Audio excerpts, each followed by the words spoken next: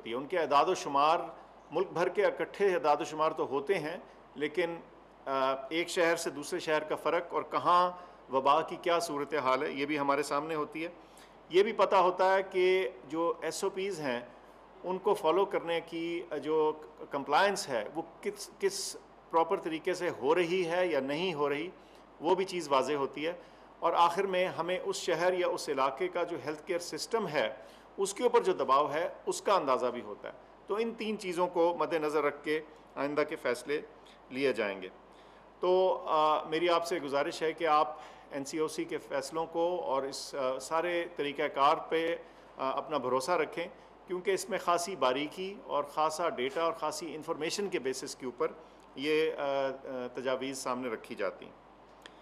اس کے علاوہ ہم ہر روز اپنا جو ہیلتھ کیئر سسٹم ہے اس کی کیپیسٹی لگاتار بڑھاتے چلے جا رہے ہیں تاکہ یہ جو بڑھتی تعداد ہے کووڈ کے مریضوں کی, ان کے لیے پراپر فیسلٹیز موجود رہیں. بہت ذکر آکسیجن سپلائی کا ہوتا رہا ہے ہمسایہ ملک کے مشکلات کی پس منظر میں, تو میں سمجھتا ہوں کہ آپ کو بریفلی تھوڑا اس کے بارے میں بھی بتا دوں. اس ساری چیز کے لیے ایک ہماری کمیٹی خاص موجود ہے این سی او سی کے اندر جو اس پہ نظر رکھے ہوئے ہے اور اس تمام معاملے کو بہتر اور امپروو کرنے کی بھی کوشش کر رہی ہے, اور آئندہ خدا نخواستہ اگر یہ بیماری بڑھتی ہے تو اس کی تیاری بھی مکمل کر رہے ہیں. اس میں جو موجودہ پلانٹس ہیں ان کی ریگولر مانیٹرنگ شروع ہے. اس کے علاوہ جو اضافی کیپیسٹی ہے ملک بھر میں, اگر کوئی اضافی پلانٹس کے ذریعے ہو سکے اس ساری چیز کو بھی دیکھا جا رہا ہے. بہت ذکر ہوتا رہا سوشل میڈیا میں پاکستان سٹیل مل کے پلانٹ کا, تو نہ صرف کہ اس کو دیکھا جا رہا ہے بلکہ اس طرح کے دیگر آپشنز جو ہیں ملک بھر میں جو اور موجود ہیں ان کو بھی فعال بنانے کے بارے میں انجینئرز اس وقت بھی موجود ہیں اور کام کر رہے ہیں اس چیز کو دیکھنے کے لیے. اس کے علاوہ اگر بہت ضرورت پڑتی ہے تو ہمیں اپنی جو انڈسٹری ہے اس سے نان اسینشیل جو انڈسٹری ہے اس سے کچھ ڈائیورشن کا بھی طریقہ ہمارے پاس موجود ہے. علاوہ ازیں امپورٹ مختلف ممالک سے جو ہے وہ ممکن بھی ہے اور اس کے اوپر ایک گفتگو جاری ہے اور اس میں اس کو ممکن بنایا جائے گا. میں بہت ڈیٹیل میں اس وقت یہاں نہیں جا رہا. اس کے علاوہ آکسیجن کی سپلائی ہونا اپنی جگہ ہے, لیکن جیسے آپ نے دیکھا دوسرے ممالک میں کہ اس کی لاجسٹکس جو ہے اس کو پلانٹ سے ہسپتال تک پہنچانے کی فراہمی کا جو مرحلہ ہے وہ بھی بہت اہم ہوتا ہے, اور اس کے بارے میں بھی چاہے ٹرکس ہوں, ان کے ڈرائیورز ہوں اور جو دیگر لاجسٹکس کے اسپیکٹس ہیں ان کے اوپر بھی نظر ہم رکھے ہوئے ہیں اور اس کو انشور کرائیں گے انشاءاللہ کہ کسی دوران بھی اس میں کوئی کمی نہ آئے. اس کے علاوہ ہم آج این سی او سی کے پلیٹ فارم سے اور وزارت صحت کے پلیٹ فارم سے گائیڈ لائنز ایشو کریں گے جس میں یاد دہانی ہوگی اور تھوڑی باریکی ہوگی. باریکی کے ذریعے بتایا جائے گا کہ جو آکسیجن کو استعمال کرنے کے طریقہ کار ہیں اس میں کس طرح بہتری لائی جائے تاکہ خدا نخواستہ اگر کوئی اس میں لاسز ہو رہے ہیں یا کوئی زیاں ہو رہا ہے تو وہ ہونے سے بچ جائے. اب کچھ گفتگو ویکسینز کے حوالے سے. ہماری ویکسین کا جو رول آؤٹ ہے اس کا استعمال جو ہے وہ بغیر کسی توقف کے اور بغیر کسی رکاوٹ کے چل رہا ہے. ہم نے بڑے ٹرانسپیرنٹ طریقے سے شفاف طریقے سے آپ کے سامنے سارا طریقہ کار رکھا ہے اور جو کہ یہ کیسے ویکسینز پروکیور کی گئی ہیں اور آئندہ کیسے کی جائیں گی. لیکن مجھے لگتا ہے کہ اس معاملے میں شاید ہم نے یہ آپ کو کافی نہیں بتایا, چنانچہ اس میں کچھ کنفیوژن چلتا رہا ہے اور اس میں کچھ مس انفارمیشن یا غلط انفارمیشن جو ہے وہ بھی سپریڈ کی گئی ہے. پہلی تو بات میں کلیئر کر دوں کہ ایک تاثر دیا جا رہا ہے کہ حکومت صرف ڈونیشنز یا تحفے میں آئی ہوئی ویکسینز کے اوپر انحصار کر رہی ہے. یہ بالکل غلط ہے. کچھ چیزیں آپ کے سامنے رکھتا ہوں. ہم 3 مختلف ویکسین مینوفیکچرر سے آلریڈی ان ویکسینز کی خرید کر رہے ہیں. 30 مارچ سے 3 ملین یعنی 30 لاکھ ویکسین ڈوزز خرید کی جا چکی ہیں. ہم نے اس کے علاوہ سائن کر لی ہیں ڈیلز اضافی 30 ملین ڈوزز کی یعنی 3 کروڑ ڈوزز کی, جس میں ایک ڈیل ایسی ہے جس میں جو تھوڑی ٹرانسفر آف ٹیکنالوجی ہے وہ بھی پاکستان میں آئے گی, یعنی جو ویکسین ہے وہ کانسنٹریٹڈ فارم میں آئے گی اور پاکستان میں فل ہوگی. یہ کینسائنو کمپنی کے ساتھ ہے.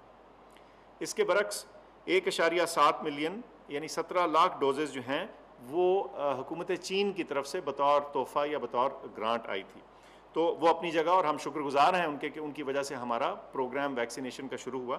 لیکن یہ کہنا کہ صرف حکومت پاکستان اس انتظار میں ہے کہ کوئی ہمیں تحفے میں یا گرانٹ میں دے دے تو ہم تبھی ویکسین لگائیں گے، نہ صرف کہ یہ غلط ہے بلکہ مس لیڈنگ ہے. اور میں پھر دوبارہ بتا دوں 30 مارچ سے 3 ملین پرچیزڈ ویکسینز ہو چکی ہیں اور 30 ملین کی اضافی ڈیلز ہم سائن کر چکے ہیں.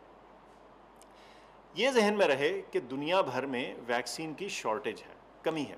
اس کی وجہ یہ ہے بیماری کا پھیلاؤ ہے، بہت سارے بڑے ممالک میں بیماری تیزی سے پھیل رہی ہے، اور ایک نیڈ اور ڈیمانڈ ہے ویکسینز کی اضافی ڈوزز کے لیے. اور گلوبل سپلائی جو ہے وہ اتنی نہیں کہ ان تمام ڈیمانڈز کو فل فور کیٹر کر سکے.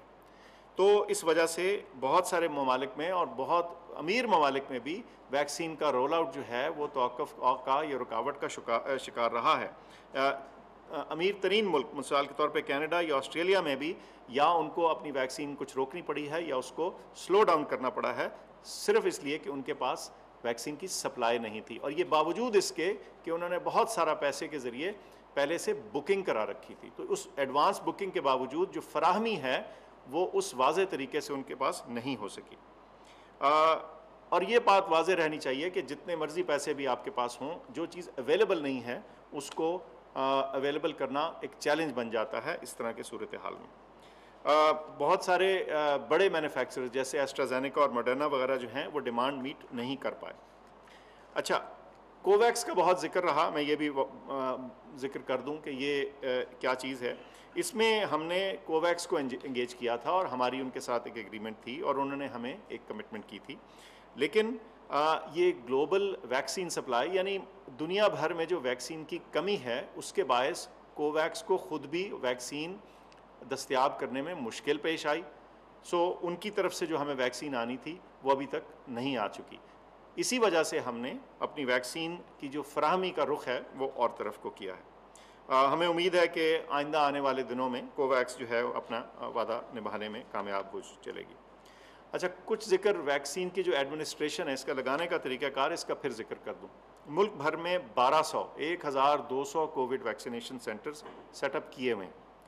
اس میں سے 22 میس ویکسینیشن سینٹرز یعنی بڑے سینٹرز، اور جہاں جو ڈیلی کیپیسٹی ہے وہ 5000 لوگوں کی ہر دن کے لیے موجود ہے.